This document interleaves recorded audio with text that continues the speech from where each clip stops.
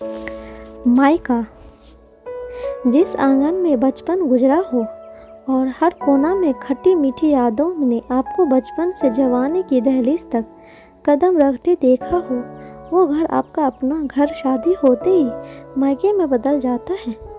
जिस कमरे में आपने अपना पूरा वक्त गुजारा हो और आपके घर हर सपनों में यही से तो उड़ान भरी हो शुरू की थी, अब वो बदल गया था। शादी के बाद जब नैना पहली बार मायके आई तो उसका कमरा छोटी बहन नीति को मिल गया था और उसने पूरी तरह से उसको बदल दिया था।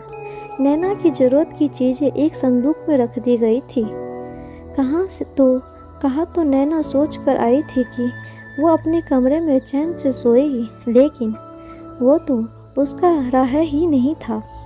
सभी लोग उसका विशेष ख्याल रख रहे थे। अलग सी औपचारिकता से दिखाई जा रही थी।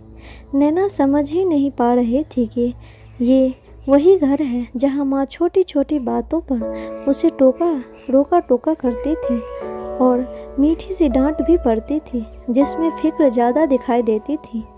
ये घर कब कैसे मायके में बदल गया, उससे ज़्यादा उसके पति के आवाभगत में सब जुटे पड़े थे। मम्मी, ये मेरा घर है ना, आपको ज़्यादा ही नहीं कर रही है मेरे साथ? मुझे परायेपन सा एहसास हो रहा है। कृपया मुझे पहले जैसे ही रहने दीजिए, तभी मुझे अच्छा लगेगा।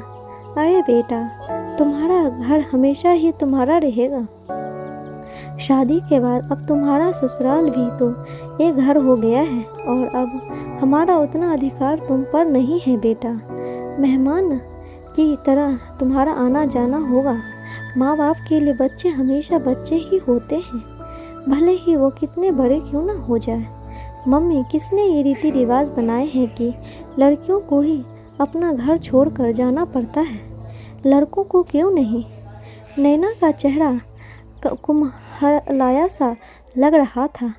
अचानक से जीवन में आए परिवर्तन को अपनाना इतना आसान नहीं होता है, और सच मानिए तो कठिन होता है अपना सब कुछ छोड़कर दूसरे घर जाना और उनकी तरह ही अपने आप को ढालना। पर क्या कर सकते हैं, सदियों से चली आ रही परंपरा है ये, हम सभी को भी निभाना तो है ही। बेटा, हम औरतों को ऊपर वाले ने ऐसे ही बनाकर भेजा है कि हम आसानी से लोगों में घुल मिल जाते हैं, और इसमें धैर्य और संयम दिया है भगवान ने हमें। दो परिवारों के बीच की वो मजबूत कड़ी है जो अपने रिश्तों को बखूबी निभाती है। ये हमारा दायित्व बनता है कि हम इन रिश्तों में खूबसूरत रंग भरें, क्योंकि हमारी पहचान से ही हमारे परिवार के संस्कार दिखाई देते हैं। ये दोनों घर तुम्हारे ही हैं।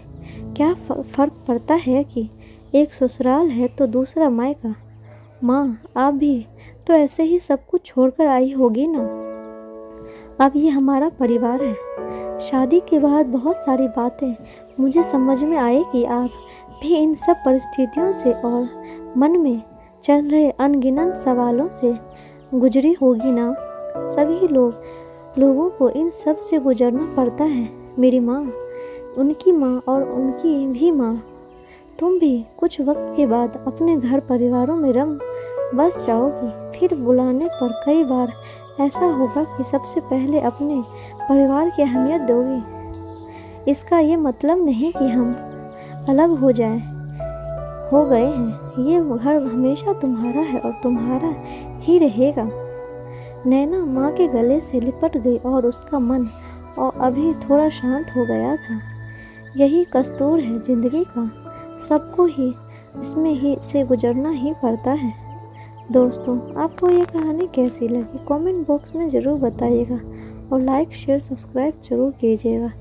धन्यवाद।